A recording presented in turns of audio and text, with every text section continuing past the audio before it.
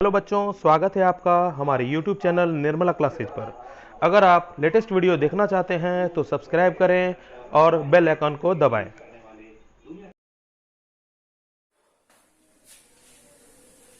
Good morning बच्चों, आज class 9 के साइंस का सेकेंड क्लास है। तो आज से पहले हम लोगों ने यूनिट एंड डायमेंशन में, यूनिट एंड मेजरमेंट में कुछ ना कुछ थोड़ा बहुत पढ़े हैं। और आज से पहले हम लोग यूनिट के बारे में जान गए कि यूनिट में क्या किसे कहते हैं, एसआई सिस्टम क्या होता है, अगर कहें तो सीजीएस सिस्टम के बारे में, एमकेएस सिस्टम के बारे में, एफपीएस सिस्टम के बारे में, या सिस्टम ऑफ इंटरनेशनल क्या होता है, या इसके बारे में कि बेसिक क्वांटिटीज यानी फंडामेंटल क्वांटिटीज कितने प्रकार की होती है, कितनी होती हैं, सप्लीमेंट्री क्वांटिटीज कितनी होती हैं, इन सभी के बारे में हम लोगों ने बेसिक रूप से स्टडी किया। आज हम लोग ये जानने की कोशिश कर रहे हैं कि जो भी फिजिकल क्वांटिटीज है उसको साइंस या फिजिक्स के लैंग्वेज में कितने पार्ट में डिवाइड किया गया है। इससे पहले हम लोग जान चुके हैं, लास्ट वीडियो में हम लोग बता चुके हैं, पढ़ चुके हैं कि फिजिकल क्वांटिटीज होता क्या है। तो आज हम लोग ये देखेंगे फिजिकल क्वांटिटीज को कितने भागों में बांटा गया है। तो कहने के लिए कहा गया है फिजिकल क्वांटिटीज को दो टाइप से दर्शाया जाता है। एक को बोला गया स्केलर क्वांटिटीज,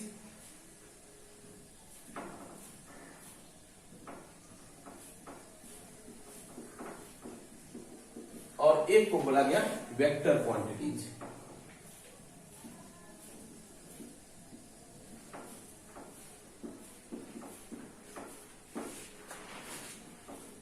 वेक्टर क्वांटिटीज, ठीक है। ये स्केलर क्वांटिटीज किसको कहते हैं? ऐसा क्वांटिटी जिसमें ओनली मैग्नीट्यूड रहे, ओनली मैग्नीट्यूड,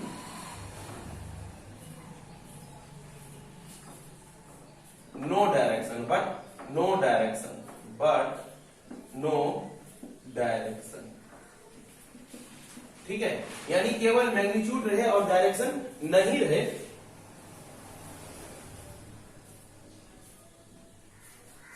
यानी कि स्केलर क्वांटिटी उसको कहते हैं जिसमें केवल मैग्नीट्यूड रहे, डायरेक्शन नहीं रहे।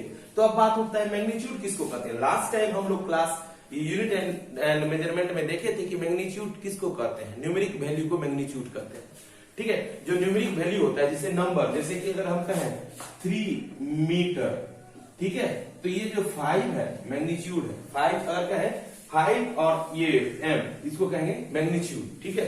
Magnitude of the physical quantities, magnitude of the physical quantities, ये हुआ तुम्हारा मैग्नीट्यूड, ठीक है। अगर कहते हैं कि 2 किलोमीटर पर आवर, ये क्या हो गया मैग्नीट्यूड। टोटली ये जो लिखा हुआ है वो क्या हो गया मैग्नीट्यूड, ठीक है। अब बात उठता है वेक्टर किसको कहते हैं सर। सेम यही है। अब लेकिन इसमें ध्यान से देखो, इसमें क्या है only magnitude but no direction. इसमें थोड़ा डिफरेंस हो जाता है। इसमें क्या हो जाता है, इसमें कहते हैं हम लोग कि मैग्नीट्यूड के साथ साथ बोथ मैग्नीट्यूड एंड डायरेक्शन,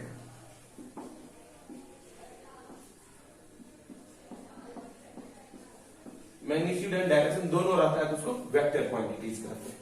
तो वेक्टर क्वांटिटीज और स्केलर क्वांटिटीज में मेजर डिफरेंस यही है, डायरेक्शन का होना। अगर इसमें डायरेक्ट यानी कोई ऐसा वैल्यू लेते हैं जिसमें मैग्नीट्यूड और डायरेक्शन दोनों रहता है तो उसको कहते हैं वेक्टर क्वांटिटी, और केवल मैग्नीट्यूड रहता है तो उसको क्या कहते हैं स्केलर क्वांटिटी। सर कुछ एग्जांपल दीजिए। जैसे कि अभी हम बोले कि हम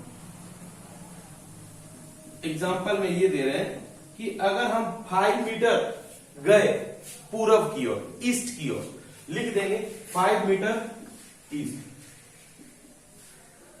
ठीक है। तो ये 5 मीटर ईस्ट जाना एक डायरेक्शन को बतलाता है। अगर सिर्फ हम ये बोले कि हम 5 मीटर दूर गए, 5 मीटर डिस्टेंस कवर किए, तो इसमें हमको ये मालूम नहीं चल रहा है कि हम किस ओर जा रहे हैं, डायरेक्शन का पता नहीं चल रहा है। सिर्फ बोला गया है कि 5 मीटर दूर था। एक शॉप थी जो मेरे घर से 5 मीटर दूरी पर थी। तो कहने के लिए जब हम बोल देंगे कि जो 5 मीटर दूर था तो उसमें डायरेक्शन मालूम नहीं चल रहा है, ओनली मैग्नीट्यूड बता रहा है, तो ये। लेकिन यही बोलेगा कि एक दुकान 5 मीटर दूर था जो पूरब की ओर था, जो ईस्ट की ओर था, तो इसमें डायरेक्शन भी मेंशन हो गया, ठीक है। अगर एग्जांपल के लिए लेते हैं कि अगर तुमको कहा जाए कि मॉर्निंग वॉक जो आज सुबह हम यानी हाफ किलोमीटर मॉर्निंग वॉक की, तो कहने का मतलब मैंने बोला कि मैं आधा किलोमीटर घूमने गया था, टहलने गया था, इसमें डायरेक्शन मेंशन नहीं है। ये हो सकता है कि मैं स्टेशन की ओर गया होऊंगा, या हो सकता है पुलिस स्टेशन की ओर गया होऊंगा, या फील्ड की ओर, तो अलग अलग डायरेक्शन हो सकता है, लेकिन टहलने जरूर गए थे। लेकिन अगर हम बोल दें कि मेरे घर से स्कूल की दूरी आधे किलोमीटर है, तो फिक्स हो जाएगा डायरेक्शन, कि मेरा डायरेक्शन हमेशा फिक्स रहेगा कि हमें जब भी घर से निकलना है स्कूल के डायरेक्शन में जाना है। जब डायरेक्शन के साथ मैग्नीट्यूड भी फिक्स रहे यानी दिया हुआ रहे तो उसको कहते हैं वेक्टर, ठीक है। और जब डायरेक्शन नहीं पता चले, ऐसा यानी कुछ सेंटेंस या कुछ वर्ड्स लिखने से डायरेक्शन मेंशन नहीं हो, तो उसको क्या समझेंगे, स्केलर, ठीक है। जैसे कि अभी कोई बस जैसे कि कोई साइकिल चला रहा है, ठीक है, 2 किलोमीटर पर आवर के रिस्पेक्ट में चला रहा है, अगर कहेंगे नॉर्थ जा रहा है, या कहेगा और भी बहुत सारा, ऐसा नहीं कि नॉर्थ कर सकते हैं, साउथ कर सकते हैं, बहुत सारा डायरेक्शन होता है, ईस्ट वेस्ट, नॉर्थ ईस्ट बोल सकते हैं, 30 डिग्री टुवर्ड्स ईस्ट, ऐसे भी कुछ ना कुछ एंगल के रूप में भी बोल सकते हैं। लेकिन याद रखो, ये क्या हो गया डायरेक्शन, ये क्या हो गया डायरेक्शन, और ये क्या हो गया मैग्नीट्यूड। जब मैग्नीट्यूड एंड डायरेक्शन दोनों रहे तब ये क्या कहलाएगा, वेक्टर, और ओनली मैग्नीट्यूड रहे तब क्या कहलाएगा, स्केलर, ठीक है। ये बात दिमाग में कॉन्सेप्ट में ये रख लेना कि फिजिकल क्वांटिटीज को 2 टाइप से डिफाइन किया गया है, कि अगर ओनली मैग्नीट्यूड रहे तो उसको क्या कहते हैं, स्केलर क्वांटिटीज, अगर मैग्नीट्यूड के साथ साथ डायरेक्शन भी रहे तो उसको क्या कहते हैं, वेक्टर क्वांटिटी। आज से पहले जो हम लोग ने SI यूनिट्स के बारे में पढ़ा था, तो उसमें सिंबल के बारे में भी बताए थे कि जो फंडामेंटल यूनिट्स हैं उसके क्या सिंबल्स SI यूनिट में रिप्रेजेंट किए जाते हैं। खासकर मैंने ये भी बताया था कि SI यूनिट खासकर जो फ्रांस का जो सिस्टम MKS था उसी से इंस्पायर्ड था, उसी को मॉडर्न किया गया था, उसी के द्वारा दिया गया था। तो ठीक है, तो इस आधार पर हम लोग सोचेंगे कि आज कुछ एग्जांपल्स भी लेते हैं कि SI यूनिट्स कैसे किसी का याद रखते हैं या कैसे किसी का निकाला जाता है, उसके बारे में हम लोग सोचते हैं। सबसे पहले इसे नोट कर लो, उसके बाद देखते हैं। अब हम लोग कुछ फिजिकल क्वांटिटीज का फॉर्मूला के आधार पर SI यूनिट के बारे में चर्चा करते हैं, जो हमको आगे फिजिक्स में ये कहीं और भी उसके रूप SI यूनिट के रूप में यूज होता है। तो बेसिक ये SI यूनिट बनता कैसे है, किसी का SI यूनिट कैसे रिप्रेजेंट करते हैं। कोई भी जो हम लास्ट क्लास में बताए थे कि कोई भी ड्राइव क्वांटिटीज है उसको जो है SI यूनिट जब निकालते हैं तो उसमें फंडामेंटल क्वांटिटीज का नीड पड़ता है, यानी कोई भी डिराइव्ड क्वांटिटीज को जब रिप्रेजेंट करना होता है तो बेसिक यूनिट या फंडामेंटल यूनिट के आधार पर ही किया जाता है। तो अब हम जो भी कुछ दिए हैं ये सारा डिराइव्ड यूनिट है, और जो मेरा ये जो लिखा हुआ है इसमें हम लोग कल लास्ट क्लास में हम लोग पढ़े थे, ये फंडामेंटल क्वांटिटीज है। फंडामेंटल क्वांटिटीज में 7 फंडामेंटल क्वांटिटीज होते हैं, और डिराइव्ड क्वांटिटीज जो है बहुत सारा होता है, उसमें से कुछ जो तुम्हारे यूज में है उसके बारे में हम लोग चर्चा करते हैं। तो देखते हैं कि ये डिराइव्ड यूनिट में जो फॉर्मूला के आधार पर ऐसा यूनिट बनाएंगे वो कैसे बनता है। तो सबसे पहले देखते हैं कि सीरियल नंबर क्या है, कुछ भी सीरियल नंबर हो तो फिजिकल क्वांटिटीज को लिखा गया, चाहे वो एरिया, वॉल्यूम, डेंसिटी, स्पीड और वेलोसिटी, एक्सीलरेशन, मोमेंटम, फोर्स, ये सब चीज यूज होने वाला है, आगे जो है यूज होने वाला है। तो उसके आधार पर कैसे ऐसा यूनिट निकालते हैं, तो देखते हैं। सबसे पहले फर्स्ट में देखते हैं एरिया का क्या होगा। तो एरिया का फॉर्मूला होता है length into breadth. Length into breadth, तो लेंथ का सिंबल क्या है, मीटर, लेंथ इंटू ब्रेथ, ठीक है। लेंथ का सिंबल होता है मीटर, यानी जब भी कोई लंबाई, लेंथ में भी लंबाई होता है, और ध्यान देना ब्रेथ में भी कुछ ना कुछ लंबाई होता है। कुछ ना कुछ मेजर स्केल करने जाएंगे ना तो मीटर से मापेंगे, सेंटीमीटर से मापेंगे, वो एक लेंथ जो है लंबाई का सूचक है। तो वही बात है कि जब लेंथ हो या ब्रेथ हो, इसमें क्या होगा, कुछ ना कुछ लंबाई का के बारे में ही होगा। तो और इसको जो रिप्रेजेंट किया गया ऐसा यूनिट में मीटर के रूप में किया गया, तो इसका भी होगा मीटर, क्योंकि लेंथ इंटू ब्रेथ, ब्रेथ भी क्या है, लेंथ के जैसा ही है, ठीक है। तो इसीलिए इसका भी मीटर इंटू है, तो क्या होगा मीटर स्क्वायर। तो यहां क्या लिखेंगे, मीटर स्क्वायर। अब बात करें इसका वॉल्यूम का, तो वॉल्यूम का फॉर्मूला होता है length into breadth into height. ये सब नॉर्मली फॉर्मूला कहीं ना कहीं मैथ में या इससे पहले कहीं पढ़े, अगर नहीं भी पढ़े तो याद रख लेंगे इस फॉर्मूले को, आगे यूज होगा। तो लेंथ का क्या हो गया, लेंथ के बारे में बताए तो मीटर, ब्रेथ के बारे में भी बताए थे कि उसको जब मेजर करते हैं ऐसा यूनिट के तौर पे तो मीटर में ही, और हाइट में भी, जैसे कि किसी का हाइट बोलते हैं 1 मीटर हाइट पर वो गेंद है, 2 मीटर हाइट पर वो पंखा है, तो ये मीटर हाइट में भी क्या होता है, अगर लेंथ का ही मेजरमेंट होता है तो कहने के लिए लेंथ में लेंथ रहे, ब्रेथ रहे या हाइट रहे, सभी में क्या होता है स्केल जो यूज किया जाता है, मीटर वाला स्केल किया जाता है ऐसा यूनिट के तौर पे, तो क्या हो जाएगा metre into metre that is metre cube. ठीक है, अब देखो डेंसिटी का फॉर्मूला होता है मास बाय वॉल्यूम। ये मास क्या है, मास देखो यहां ध्यान से, मास का क्या है, मास बाय अगर वॉल्यूम का बात करें तो मास बाय वॉल्यूम, मास का क्या है केजी, मास का क्या है देखो ध्यान से केजी है, और वॉल्यूम इससे पहले, सर इसमें तो वॉल्यूम नहीं है, बच्चा ध्यान से देखो वॉल्यूम इससे पहले हम लोग निकाल चुके हैं, सीरियल नंबर 2 में वॉल्यूम का निकाल चुके हैं मीटर की, तो यहां पर वॉल्यूम का लिख सकते हैं मीटर क्यूब, तो क्या हो जाएगा केजी मीटर पर मीटर क्यूब, ये किसका हो गया डेंसिटी का। ठीक है, अब स्पीड या वेलोसिटी का देखते हैं तो क्या होगा, अगर स्पीड वेलोसिटी का देखते हैं इससे पहले इसको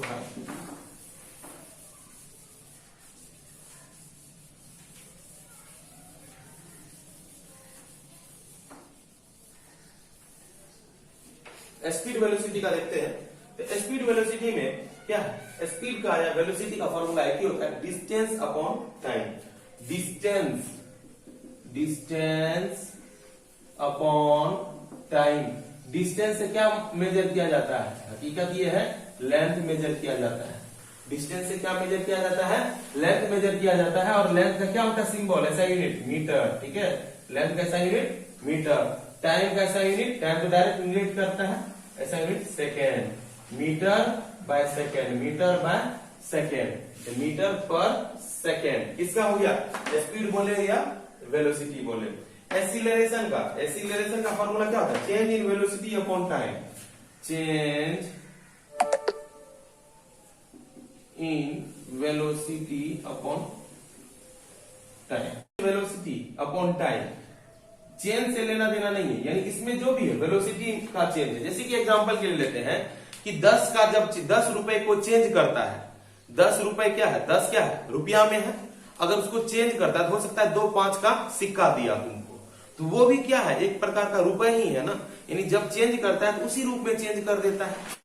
तो उसी आधार पर जैसे कि रुपए के आधार पर सोचो, जब ये चेंज इन वेलोसिटी है तो वेलोसिटी का जो चेंज होगा तो वेलोसिटी का ही ऐसा यूनिट होगा, वेलोसिटी का ऐसा यूनिट, वेलोसिटी का ऐसा यूनिट मीटर पर सेकेंड अपॉन टाइम, टाइम का क्या हो गया सेकेंड, तो अब ये सोचो क्या होगा मीटर पर सेकेंड, इसको सेकेंड बाय 1, ये क्या हो जाएगा ऊपर 1 बाय एस, ये क्या हो जाएगा मीटर बाय सेकेंड स्क्वायर, तो लिखेंगे क्या मीटर पर सेकेंड स्क्वायर। ये किसका है एक्सीलरेशन का। मोमेंटम का देखो क्या होता है, मोमेंटम का होता है mass into velocity, mass into velocity, mass का होता है केजी, देखो मास का क्या होता है केजी, वेलोसिटी का भी जस्ट निकाले हैं, वेलोसिटी ये है मीटर पर सेकेंड, यानी केजी मीटर पर सेकेंड, केजी मीटर पर सेकेंड। ठीक है, अब आप बताओ फोर्स का क्या होता है, mass into acceleration, mass into acceleration,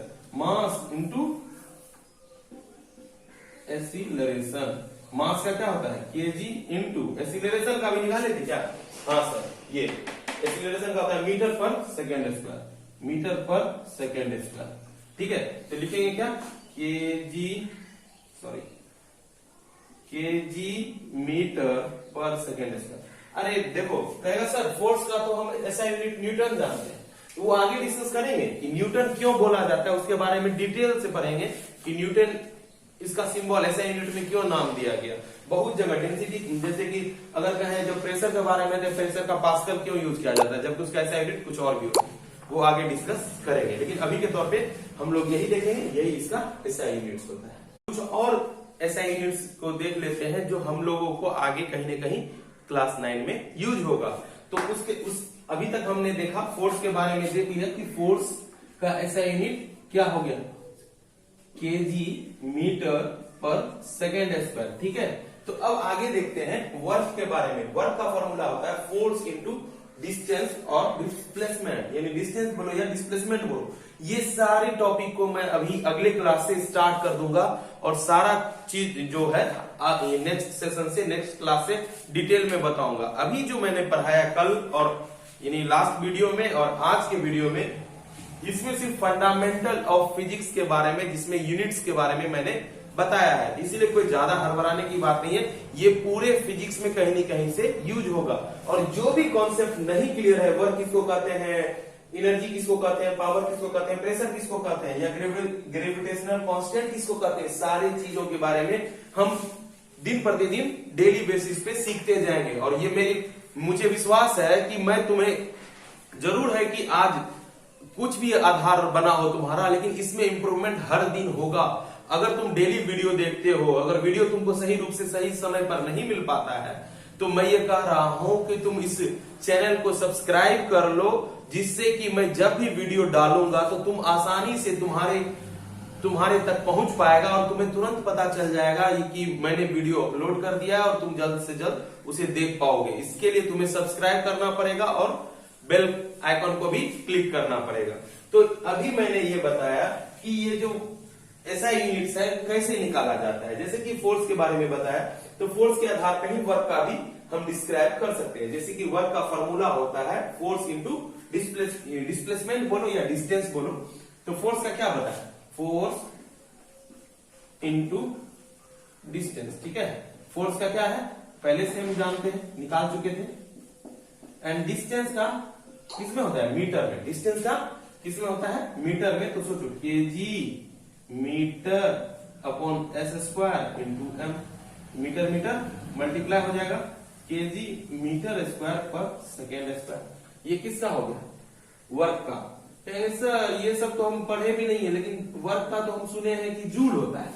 सब मैंने बोला है कि सब मैं एक्सप्लेन करके बताऊंगा, जूल क्यों होता है, फोर्स का न्यूटन क्यों होता है वो बताऊंगा। लेकिन ऐसा यूनिट के आधार पर कैसे ऐसा यूनिट निकालते हैं, उसके आधार पर ये लॉजिक सही है।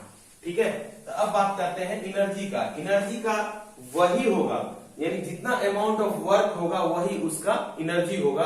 तो यानी जो भी ऐसा यूनिट वर्क का होगा वही उसका एनर्जी का भी ऐसा यूनिट होगा, यानी कि केजी मीटर स्क्वायर पर सेकेंड स्क्वायर।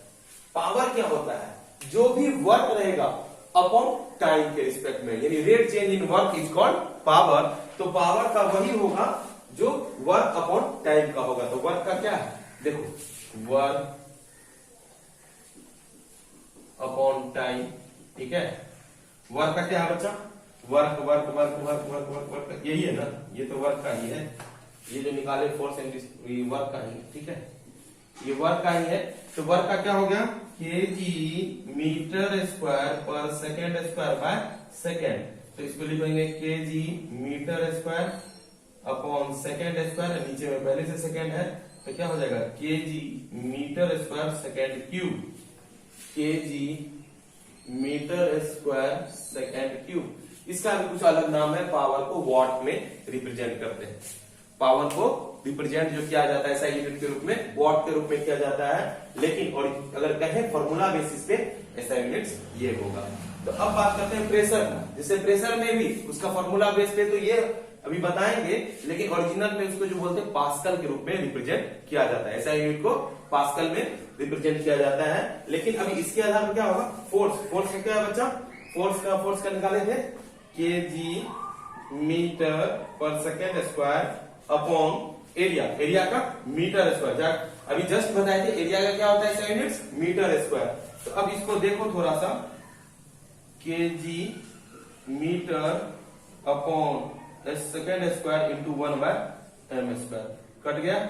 तो क्या बना, KG metre second square, KG पर मीटर सेकेंड स्क्वायर। ये किसका हो गया, पावर का। ठीक है, अब ग्रेविटेशनल कांस्टेंट, जो ग्रेविटेशनल कांस्टेंट के बारे में हम लोग ग्रेविटेशन नाम के चैप्टर में पढ़ेंगे कि ग्रेविटेशनल कांस्टेंट क्या है। अगर बेसिक लैंग्वेज में समझे तो ग्रेविटेशनल कांस्टेंट एक यूनिवर्सल कांस्टेंट है जो दो या टू और मोर देन टू बॉडीज के बीच में जो एक अट्रैक्शन फोर्स लगता है उसके कारण एक कांस्टेंट का यूज जो किया जाता है तो उसको हम लोग ग्रेविटेशनल कांस्टेंट कहते हैं। उसका ये फॉर्मूला होता है। अभी बेसिक इस फॉर्मूला के आधार पर ही हम लोग ऐसा यूनिट निकाल लेते हैं। लेकिन ये फॉर्मूला कैसे आया हमें बार बार बोल रहा हूं कि आगे जब हम लोग ये कंटिन्यूअस क्लास करते जाएंगे सारे को हम एक्सप्लेन करते जाएंगे कि ये फॉर्मूला कहां से आया। लेकिन अभी जो हम इस बेसिक ये सोचना है कि हम ये जाने, हम ये भी नहीं जानते, इसको याद कर लेंगे, इसको याद कर लेंगे। इसके अकॉर्डिंग क्या ऐसा यूनिट के अकॉर्डिंग हम क्या इसको रिप्रेजेंट कर सकते हैं? हाँ, रिप्रेजेंट कर सकते हैं। अभी ऐसा यूनिट के अकॉर्डिंग इसका ऐसा यूनिट क्या होता है उसके बारे में हम लोग देख रहे हैं। ठीक है, तो इसका क्या हो जाएगा? इसका क्या हो जाएगा? फोर्स का क्या होता है? केजी मीटर पर सेकेंड स्क्वायर। डिस्टेंस का स्क्वायर यानी मीटर का स्क्वायर। मास इंटू मास यानी केजी इंटू केजी। एक केजी तो कट गया, एक केजी कट गया। अब देखो मीटर पर second square into metre square, metre by second square into metre square upon KG. तो क्या हो गया? ध्यान से देखो, metre cube upon KG second square, metre cube upon KG second square. ये सारा जो फॉर्मूला है थोड़ा बहुत याद कर लेना। आगे हम लोग जब पढ़ेंगे तो इस सब को हम लोग डिटेल में जानेंगे। तो आज जो है ये फंडामेंटल क्लास का, फिजिक्स का जो फंडामेंटल क्लास था वो एंड हो रहा है। और वो नेक्स्ट क्लास से हम लोग फिजिक्स का कोई एक टॉपिक, जैसे कि मैंने बोला था कि मैकेनिक्स हम लोग को खासकर 9th में पढ़ना है, तो मैकेनिक्स का एक टॉपिक उठाएंगे और उसको डिटेल्स में पढ़ेंगे। तो उसके लिए तुमको रेगुलर बेसिस पे बने रहने के लिए तुम्हें अगर वीडियो को तुरंत प्राप्त करने के लिए सबसे पहले तुमको सब्सक्राइब करना पड़ेगा। और उसे अगर अपने कमेंट को लिखो कि ये कैसा लग रहा है, अगर कहीं डाउट्स है तो उसको क्लियरली मेंशन करो। और जल्द से जल्द तुम सब्सक्राइब कर लोगे तो तुमको ये वीडियो तुरंत प्राप्त हो जाएगा। मिलते हैं अगले नेक्स्ट वीडियो में नेक्स्ट टॉपिक के साथ। Thank you.